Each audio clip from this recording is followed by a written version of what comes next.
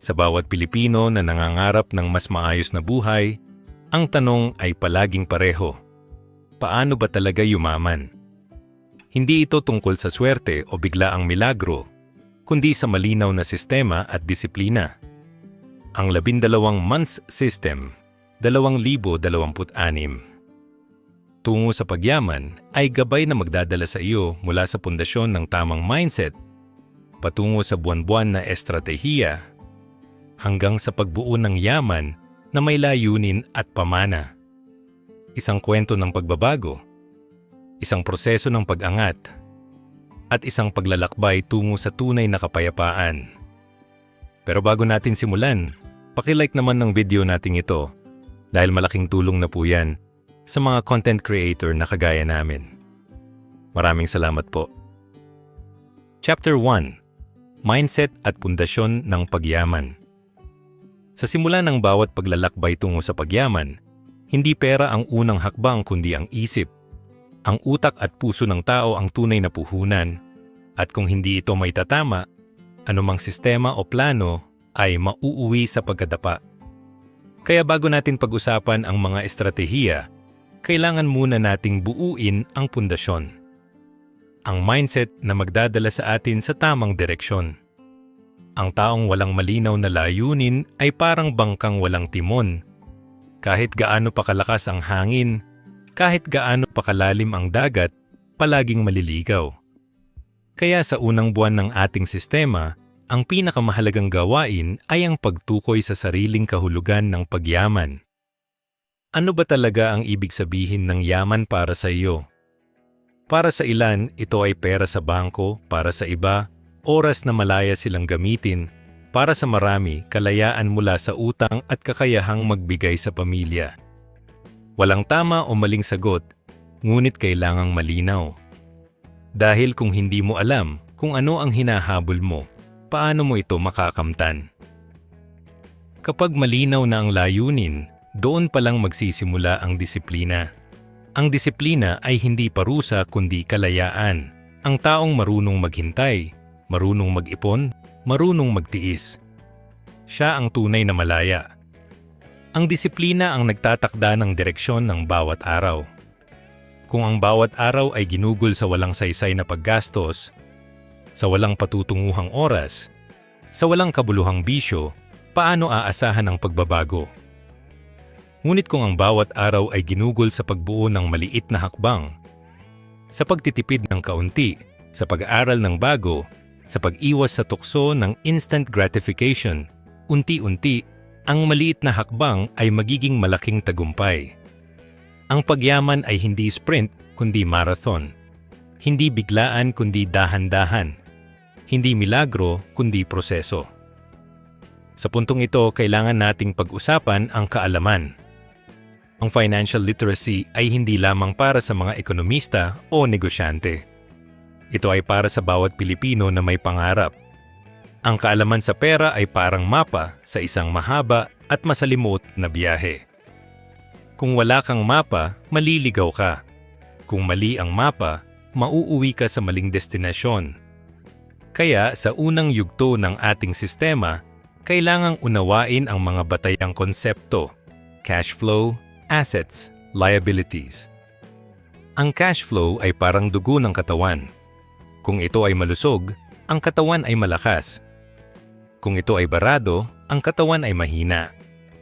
Ang assets ay mga bagay na nagdadala ng pera papasok, habang ang liabilities ay mga bagay na kumakain ng pera palabas. Kung hindi mo alam ang pagkakaiba, baka ang iniisip mong yaman ay pala'y utang.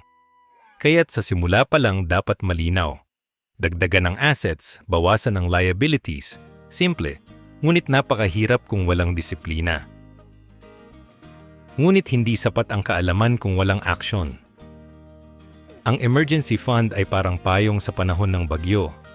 Hindi mo ito kailangan araw-araw, ngunit kapag dumating ang ulan, ito ang magliligtas sa iyo. Ang insurance ay parang seatbelt sa sasakyan. Hindi mo ito nararamdaman habang maayos ang biyahe, ngunit kapag dumating ang aksidente, ito ang magliligtas sa buhay. Ang mga bagay na ito ay hindi glamoroso, hindi exciting, ngunit sila ang pundasyon ng tunay na pagyaman. Dahil ang yaman ay hindi lamang tungkol sa pagdagdag ng pera, kundi sa pagprotekta sa kung ano ang mayroon ka. Kung hindi mo kayang protektahan ang maliit, paano mo mapapangalagaan ang malaki? Sa bawat hakbang ng unang kabanata, kailangan nating tandaan na ang mindset ay hindi nabubuo sa isang araw. Ito ay proseso ng pagbabagong anyo. Ang dating tao na walang pakialam sa gastos, unti-unting nagiging tao na marunong magbilang. Ang dating tao na walang layunin, unti-unting nagiging tao na may pangarap. Ang dating tao na walang disiplina, unti-unting nagiging tao na marunong maghintay. Ang pagbabagong ito ay hindi madali. Maraming tukso, maraming hadlang, maraming pagkakataon na gusto mong sumuko. Ngunit tandaan, ang bawat araw na lumilipas ay pagkakataon para magbago. Ang bawat maliit na hakbang ay mahalaga. Ang bawat desisyon ay may epekto. Kung pipiliin mong mag-ipon kaysa gumastos, mag-aral kaysa magpakasaya, maghintay kaysa magmadali, ikaw ay unti-unting nagiging mayaman. Ngunit bakit nga ba natin gustong yumaman? Ang tanong na ito ay mahalaga dahil ito ang nagbibigay ng lakas sa ating disiplina. Kung ang sagot mo ay para lamang sa sarili, baka hindi magtagal ang iyong motivasyon.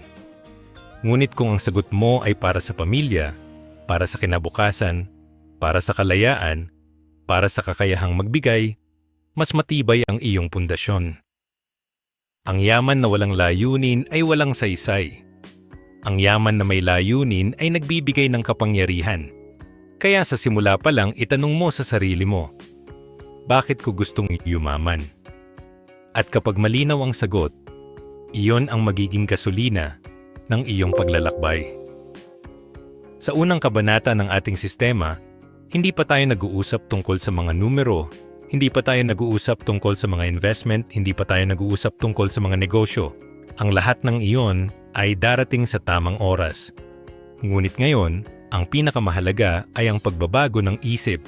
Dahil kung hindi magbabago ang isip, walang saysay ang lahat ng plano. Kung hindi magbabago ang puso, walang saysay ang lahat ng sistema.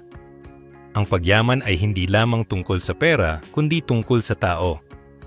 At kung ang tao ay handa, ang pera ay darating. Kung ang tao ay disiplinado, ang yaman ay susunod. Kung ang tao ay may layunin, ang tagumpay ay tiyak. Isipin mo ang sarili mo bilang isang magsasaka. Ang unang hakbang ay hindi ang pag-ani, kundi ang pagtatanim. Ang lupa ay kailangang ihanda, ang binhi ay kailangang itanim, ang tubig ay kailangang ibigay, ang araw ay kailangang hintayin. Walang ani kung walang pagtatanim. Walang bunga kung walang paghihintay. Walang yaman kung walang disiplina. Kaya sa unang kabanata, tayo ay nagtatanim. Tayo ay naghahanda ng lupa ng ating isip. Tayo ay naglalagay ng binhi ng ating layunin. Tayo ay nagbubuhos ng tubig ng ating disiplina. At tayo ay naghihintay sa araw ng ating tagumpay. Sa pagtatapos ng unang kabanata, tandaan natin na ang pagyaman ay hindi milagro. Ito ay proseso. Ito ay sistema. Ito ay paglalakbay. At ang unang hakbang ng paglalakbay ay palaging ang isip.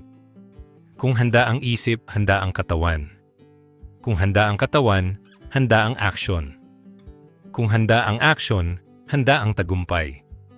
Kaya ngayong taon, sa ating 12 buwang sistema, 2026, magsisimula tayo sa pundasyon. At ang pundasyon ay ikaw. Ang pundasyon ay ang iyong isip. Ang pundasyon ay ang iyong layunin. At kapag matibay ang pundasyon, kahit anong bagyo, kahit anong unos, kahit anong tukso, hindi ka matitinag. Dahil alam mo kung saan ka pupunta. Alam mo kung bakit ka pupunta. At alam mo kung paano ka pupunta. At sa dulo ng lahat, ang yaman ay hindi lamang pera, kundi kapayapaan. Kapayapaan na dala ng tamang isip, tamang puso, at tamang layunin. Kapayapaan na hindi mabibili ng pera, ngunit siyang tunay na sukatan ng yaman. Chapter 2. Ang 12 buwan na estratehiya. Kapag matibay na ang pundasyon ng isip at malinaw na ang layunin, saka pa lamang natin sisimulan ang paglalakbay sa mismong sistema ng 12 buwan. Ang bawat buwan ay parang baitang sa hagdanan, at ang bawat baitang ay kailangang tapakan ng maingat, ng may tiwala at ng may direksyon. Hindi ito basta listahan ng mga gawain, kundi isang tuloy-tuloy na daloy ng pagbabago, isang kwento ng pag-angat na unti-unting nabubuo sa bawat araw. Sa kabanatang ito, dadalhin kita sa mismong ritmo ng taon, kung paano ang bawat buwan ay may sariling tema, sariling hamon, at sariling gantimpala. Sa unang 3 buwan, ang ating focus ay pagtitipid at pagbuo ng savings automation. Isipin mo ang Enero bilang buwan ng paglilinis. Dito mo sisimulan ang pagputol sa mga hindi kailangang gastos, ang pag-alis ng mga subscription na hindi mo naman ginagamit, at ang pagbuo ng simpleng budget na susundan mo sa buong taon. Ang Pebrero ay buwan ng pagtutok sa disiplina. Dito mo sisimulan ang automatikong paglipat ng bahagi ng iyong kita sa savings account, hindi na kailangang isipin pa dahil ang sistema ang gagawa para sa iyo. Ang Marso ay buwan ng unang bunga. Dito mo makikita ang maliit na resulta ng iyong disiplina. Isang lumalaking ipon, isang pakiramdam ng control, isang simula ng kalayaan. Ang unang quarter ay hindi glamorous, hindi exciting, ngunit ito ang pundasyon ng lahat ng darating. Pagdating ng ikalawang quarter, Abril hanggang Hunyo, ang focus ay pag-invest sa sarili. Ang Abril ay buwan ng pag-aaral. Dito ka maglalaan ng oras at pera sa bagong kasanayan. Maaaring online course, workshop, o simpleng pagbabasa ng mga librong makakatulong sa iyong profession. Ang Mayo ay buwan ng pagsubok. Dito mo sisimulan ang maliit na venture, maaaring isang side hustle, isang maliit na negosyo, o isang proyekto na matagal mo nang iniisip. Ang Hunyo ay buwan ng pagtutok. Dito mo susuriin kung ano ang gumagana, ano ang hindi, at paano mo ito mapapabuti. Ang ikalawang quarter ay panahon ng paglalagay ng binhi sa lupa. Hindi pa ito ani, ngunit ito ay paghahanda para sa mas malaking bunga. Sa ikatlong quarter, Hulyo hanggang Setyembre, ang focus ay pag-expand ng income streams. Ang Hulyo ay buwan ng pag-explore. Dito mo sisimulan ang paghahanap ng iba pang paraan para kumita. Freelancing, online selling, passive income mula sa investments. Ang Agosto ay buwan ng pagpapatibay. Dito mo palalakasin ang mga income streams na nagsisimula ng magbigay ng resulta, sisiguraduhin mong hindi sila basta mawawala. Ang Setyembre ay buwan ng pag-angat. Dito mo makikita ang epekto ng lahat ng iyong ginawa. Mas maraming daloy ng pera, mas matibay na sistema, mas malapit sa layunin.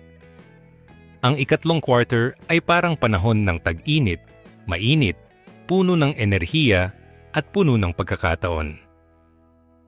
Sa ika-4 na quarter, Oktubre hanggang Disyembre, ang focus ay pag-review at pag-scale. Ang Oktubre ay buwan ng pagsusuri. Dito mo babalikan ang lahat ng iyong ginawa sa nakaraang 9 na buwan. Titignan mo kung saan ka nagtagumpay, saan ka nagkulang, at paano mo ito maaayos. Ang Nobyembre ay buwan ng pagpapalawak. Dito mo sisimulan ang pag-scale ng iyong investments. Maaaring dagdagan ang iyong negosyo, palakihin ang iyong ipon, o magdagdag ng bagong income stream. Ang Disyembre ay buwan ng pagdiriwang. Dito mo makikita ang kabuuan ng iyong paglalakbay, ang resulta ng iyong disiplina, ang bunga ng iyong pagsisikap. Ang ika-4 na quarter ay panahon ng ani, panahon ng pag-ani ng lahat ng iyong itinanim sa buong taon. Ngunit ang sistema ay hindi lamang tungkol sa quarterly focus. Ang bawat buwan ay may sariling milestone, sariling tema, sariling kwento. Ang Enero ay tungkol sa paglilinis, Pebrero sa disiplina, Marso sa unang bunga.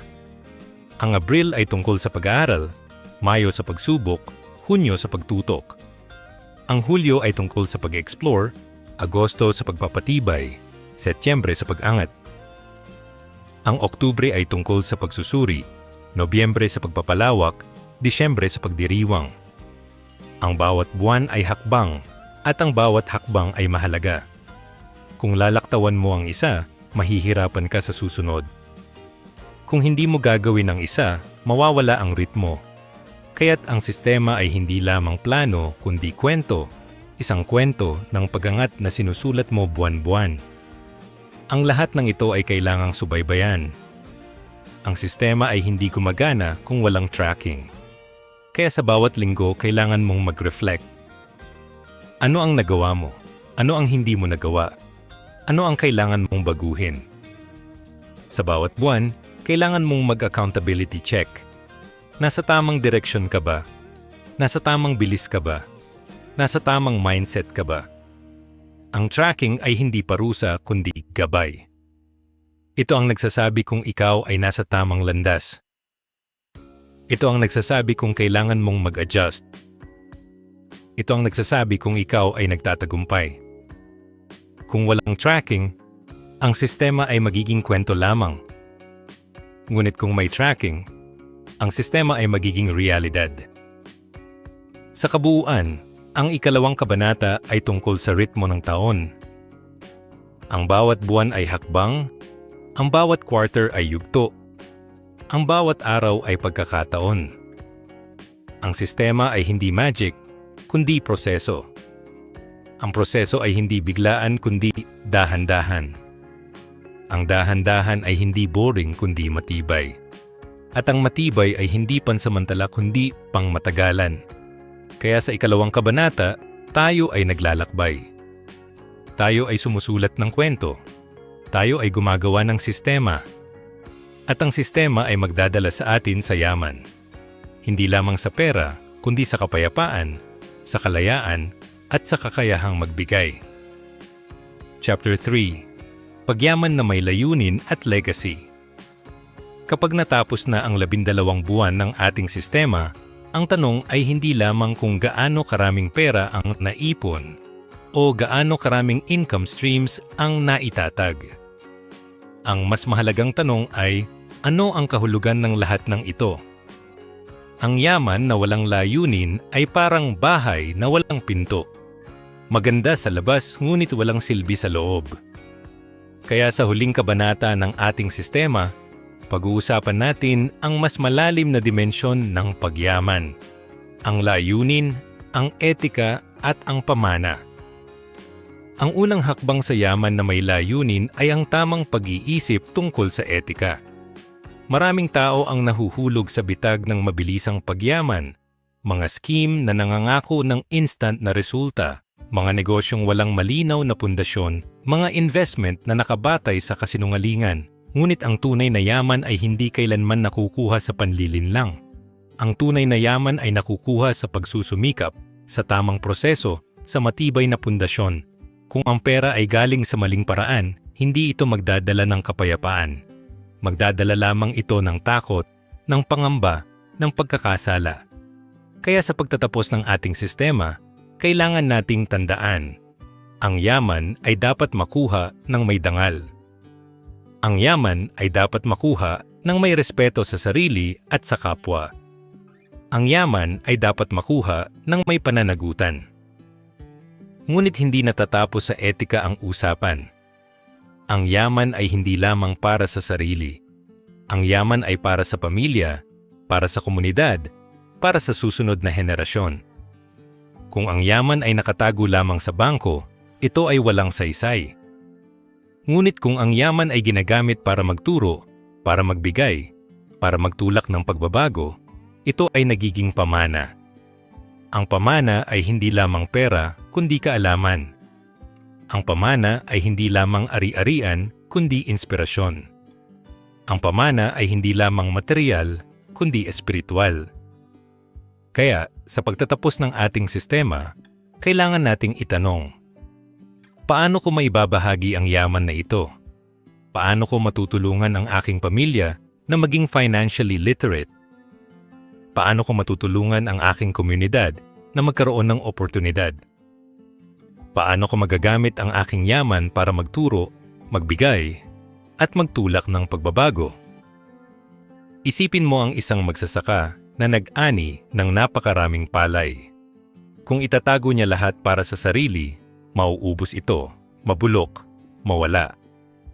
Ngunit kung ibabahagi niya sa iba, kung gagamitin niya para magturo ng tamang pagtatanim, kung gagamitin niya para magbigay ng binhi sa susunod na henerasyon, ang kanyang ani ay hindi mauubos. Magiging pamana ito, magiging inspirasyon ito, magiging kwento ito ng pagbabago. Ganoon din ang yaman. Kung itatago mo lamang para sa sarili, mauubos ito. Ngunit kung ibabahagi mo, kung gagamitin mo para magturo, kung gagamitin mo para magbigay, ang yaman ay hindi mauubos. Magiging pamana ito, magiging inspirasyon ito, magiging kwento ito ng pagbabago. Sa huling kabanata ng ating sistema, kailangan nating tandaan na ang sukatan ng yaman ay hindi lamang pera. Ang sukatan ng yaman ay kapayapaan. Ang sukatan ng yaman ay kalayaan. Ang sukatan ng yaman ay kakayahang magbigay. Kung ang pera ay marami ngunit ang isip ay puno ng takot, hindi ito yaman. Kung ang pera ay marami ngunit ang puso ay puno ng pangamba, hindi ito yaman. Kung ang pera ay marami ngunit ang tao ay hindi marunong magbigay, hindi ito yaman. Ang tunay na yaman ay kapayapaan ng isip, kalayaan ng oras, kakayahang magbigay sa kapwa. At ito ang layunin ng ating sistema. Hindi lamang pera, kundi kapayapaan. Hindi lamang income, kundi kalayaan. Hindi lamang ari-arian, kundi pamana. Sa pagtatapos ng 12 buwan, makikita mo ang pagbabago. Ang dating tao na walang disiplina ay naging tao na marunong maghintay. Ang dating tao na walang layunin ay naging tao na may pangarap. Ang dating tao na walang kaalaman ay naging tao na marunong magbilang. Ang dating tao na walang yaman ay naging tao na may kapayapaan. Ang pagbabagong ito ay hindi milagro kundi proseso. Ang pagbabagong ito ay hindi biglaan kundi dahan-dahan. Ang pagbabagong ito ay hindi pansamantala kundi pangmatagalan. At ang pagbabagong ito ay hindi lamang para sa sarili kundi para sa pamilya, para sa komunidad, para sa susunod na henerasyon.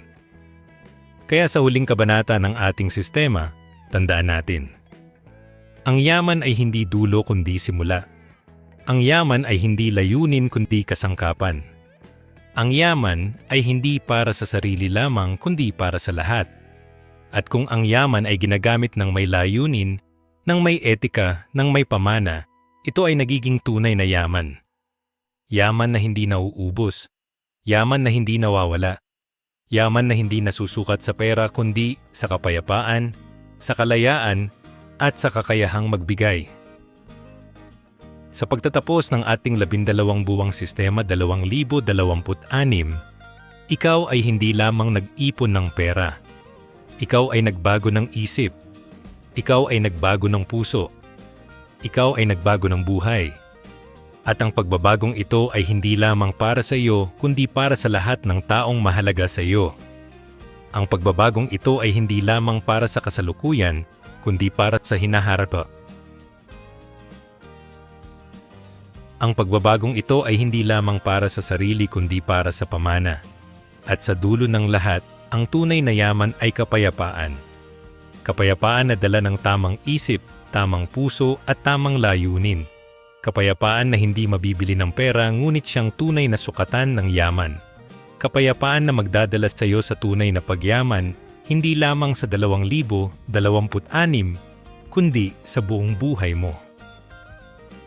Sa pagtatapos ng ating paglalakbay, tandaan natin na ang yaman ay hindi lamang sukatan ng pera, kundi ng kapayapaan, kalayaan at kakayahang magbigay. Ang 12 buwang sistema, 2026, ay hindi magic formula, kundi gabay na magtuturo ng disiplina, direksyon, at layunin. Kung susundan mo ang bawat hakbang, makikita mo ang pagbabago hindi lang sa iyong bulsa, kundi sa iyong buhay. Ang tunay na pagyaman ay ang kakayahang magturo, magbahagi, at mag-iwan ng pamana. At sa dulo, ang pinakamahalagang yaman ay ang kapayapaang dala ng tamang isip at pusong marunong magbigay. Paki-like ang videong ito kung nagustuhan ninyo. Mag-comment sa baba kung ano ang natutunan nyo dito. At para sa mga iba pang content like this, mag-subscribe kayo sa ating YouTube channel. Muli ako po si Edward Giles at ito ang Gintong Ugali YouTube channel. Maraming salamat sa panonood at kita-kits sa susunod na video.